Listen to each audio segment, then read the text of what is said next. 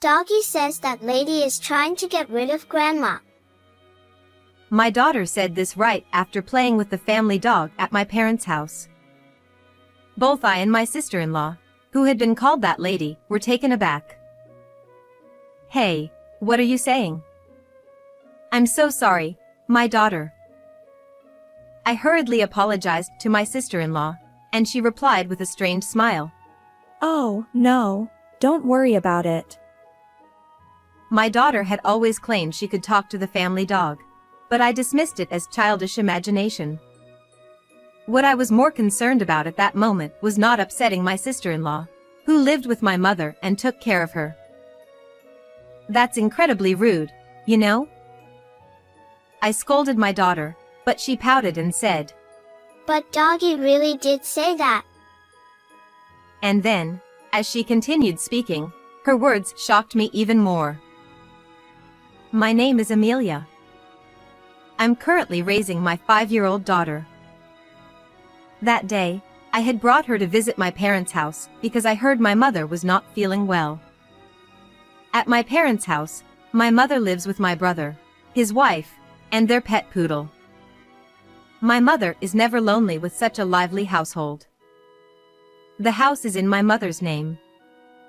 My father has already passed away, but he left behind enough wealth to ensure my mother is comfortable in her old age. By the way, the poodle my daughter claims she can talk to is named Max. We've had him since before I got married and moved out, so he must be over 10 years old by now. In human years, that would make him somewhere in his 50s or 60s. My daughter Kate adores Max and always looks forward to playing with him. This time was no different. While I was talking with my mother and sister-in-law, Kate was playing with Max. And then she suddenly made that outrageous statement about my sister-in-law trying to get rid of my mother. "Carol, I'm so sorry. I'll make sure to talk to my daughter about this." I apologized profusely to my sister-in-law. Carol smiled awkwardly and said, "Oh, no, it's fine, don't worry about it." Although I sensed something off about Carol's response, I was more focused on dealing with Kate. "Kate, you need to apologize to Carol. What you said was very rude." I scolded her. Kate, who had been laughing and playing with Max, suddenly got serious. "But it's true. Doggy really said that." She pouted. And then she began to relay more shocking information she claimed to have heard from the dog. "Listen, it's a secret," Kate whispered, making sure my mother and Carol couldn't hear. "That lady is putting something weird in Grandma's food." "What? Are you saying Carol is adding something to the food?" I asked, bewildered. "I don't really know. Doggy said there's a strange smell in Grandma's food, and every time it's there, Grandma feels sick." This revelation stunned me because my mother had been inexplicably ill and had been rushed to the hospital multiple times recently. "Can Max tell when this happens?" I asked Kate, half believing, half doubting. Kate seemed to ask the same question to Max and then said, "Well, when it gets dark, and it's the day they serve meatloaf." "Does Doggy know what meatloaf is?" Doggy understands human words. He remembers because that lady always says, "Today's meatloaf day," every time. Kate continued talking to Max, and then she shared more disturbing information. On meatloaf days, the strange smell is always there, and it's getting stronger. Doggy says Grandma is getting weaker. The day before yesterday, lots of people came and took Grandma away. The day before yesterday. My mother had indeed been taken to the hospital by ambulance. The lots of people were likely the paramedics. This recent hospitalization was why I had come to visit. The hospital had done food allergy tests but found no cause, dismissing it as a coincidence. But this seems too coincidental to be random. Could Kate really be talking to the dog? But I still couldn't fully believe it. Then Kate continued. Doggy has something to say. Doggy heard Uncle and Aunt talking. They don't think a dog can understand human words, so they talk about everything in front of Doggy. And what did they talk about? I asked, growing more alarmed. Kate relayed that she had overheard them plotting something. They want Grandma's inheritance. What's inheritance? You mean inheritance? I gasped. A 5-year-old wouldn't know about inheritance. Could this strange story be true? My mother did have an inheritance from my father, enough to ensure her comfort in old age, including the house and land. But the idea that my kind sister-in-law would harm my mother was hard to believe. I felt confused and couldn't dismiss my daughter's story as mere fantasy. Doggy loves Grandma and wants to help her. Doggy wants you to do something. Kate pleaded. Help Grandma? Yes, we must help her. I decided, still skeptical but willing to trust Kate and Max. So, I just said earlier that lady was trying to get rid of Grandma, right? If we don't act fast, that lady might hide the evidence. I'm sorry, Doggy, for giving us away. Kate finally realized that because of her actions, her beloved Grandma is in danger, and she's now in tears. Is Grandma going to die? Kate asked, almost in tears. No, we'll make sure she's safe. I reassured her. Anyway, as Kate said, we need to act immediately to prevent any tampering with evidence. I need to stop Carol and my brother's conspiracy. Carol had left the room, so I decided to act quickly to find the supposed poison in the kitchen. When I arrived, Carol was rummaging around. What are you doing, Carol? Oh, Amelia, just organizing the kitchen. There's so much clutter.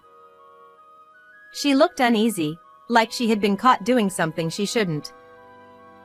Let me help. It must be hard to do it alone. No, you're a guest.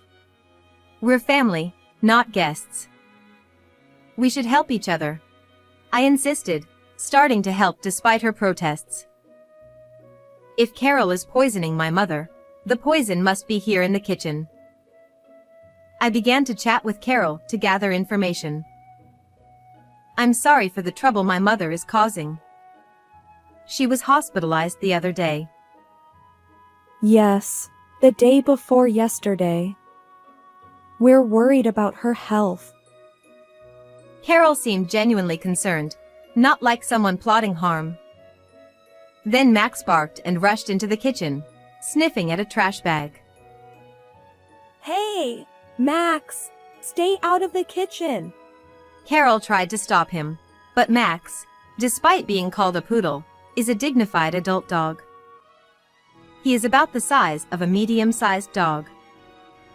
Despite being over 10 years old, he is still strong and managed to break free from my sister-in-law, sticking his nose into the garbage bag to pull something from the trash. What's this? I asked, taking it from Max. It was a package of rat poison. It's still full. Why are you throwing this away? Well, if Max happens to eat it like he did just now, that would be troublesome, right? It's about decluttering. Rather than that, if Max puts it in his mouth, it would be troublesome, so I'll put it out of reach. She tried to forcefully take it from Max, but he wouldn't let go of it. However, when I reached out, he casually handed it over to me. I'll put it away. I pretended to put it on a high shelf, secretly pocketing some of the poison. Then I continued helping Carol, determined to find evidence of her wrongdoing. Afterward, I returned to Kate with Max, took the poison bait out of my pocket, and showed it to Kate and Max. Max sniffed the poison bait and snorted. What do you think, Kate?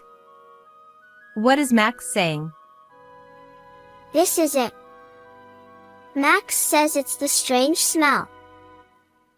It seems that what was mixed into the meatloaf was indeed this. In small quantities, the strong flavor of barbecue sauce could mask the strange taste. According to my mother, my sister-in-law usually cooked with very strong flavors.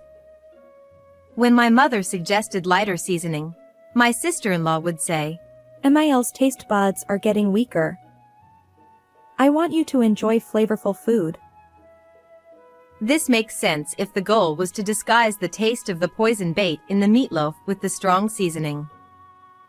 I noticed a smell of barbecue sauce coming from the kitchen. Could it be?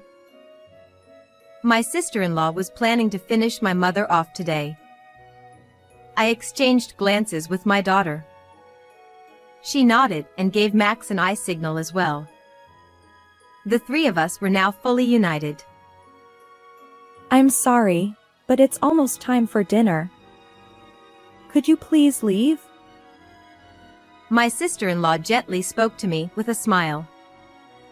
It didn't look like the face of someone about to take a life. My daughter then came up with a clever idea. Hey, that smell is meatloaf, right? I want to eat it too.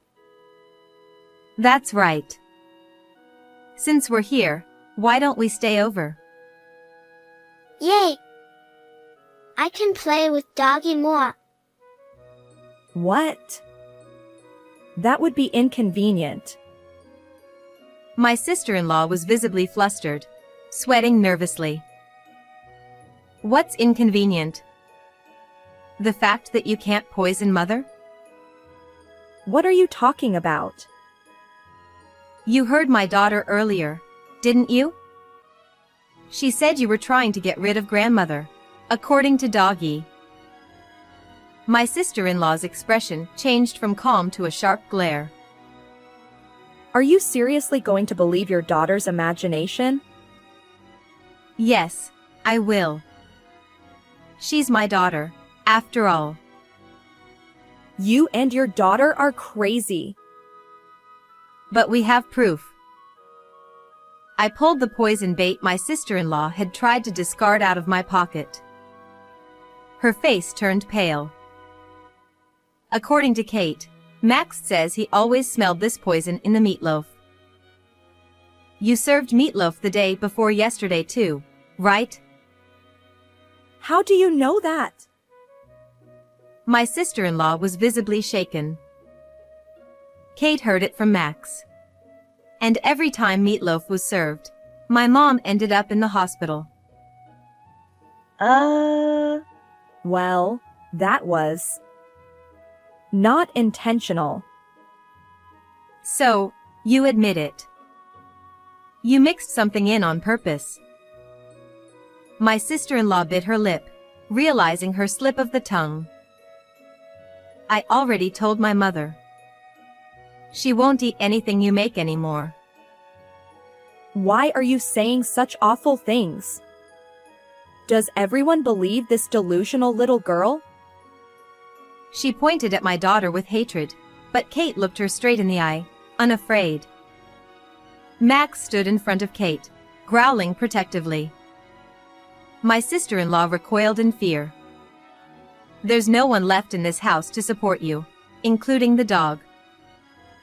It wasn't on purpose. It just happened to get mixed in while cooking. I understand.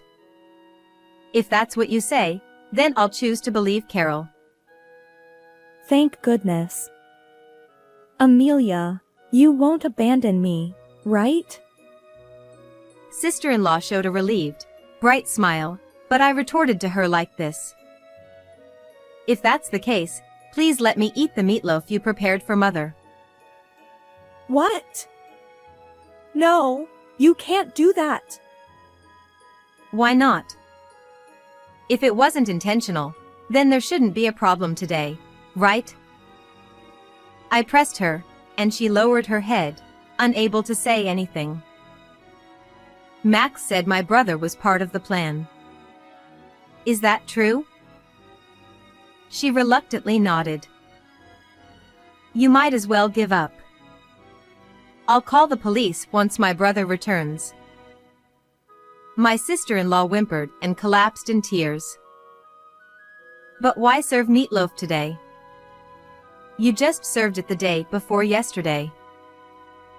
It had to be today. I needed MIL gone quickly because debt collectors are coming. I promised to pay off the debt with the inheritance. That's why. She wailed, sobbing for her selfish reasons. I looked down at her in disbelief.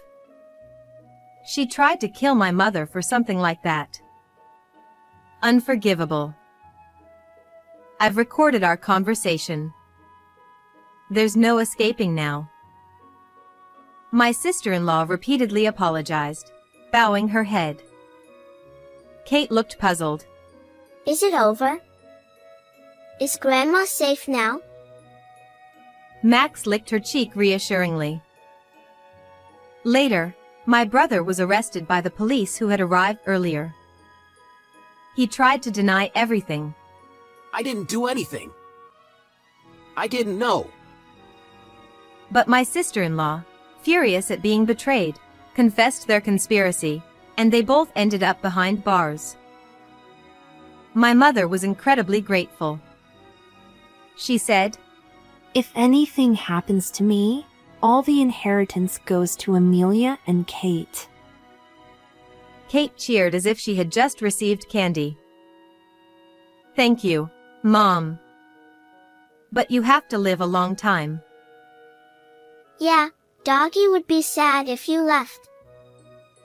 Max barked in agreement. Our laughter echoed in the now peaceful house. How did you like this story? Don't forget to subscribe to our channel. See you in the next video.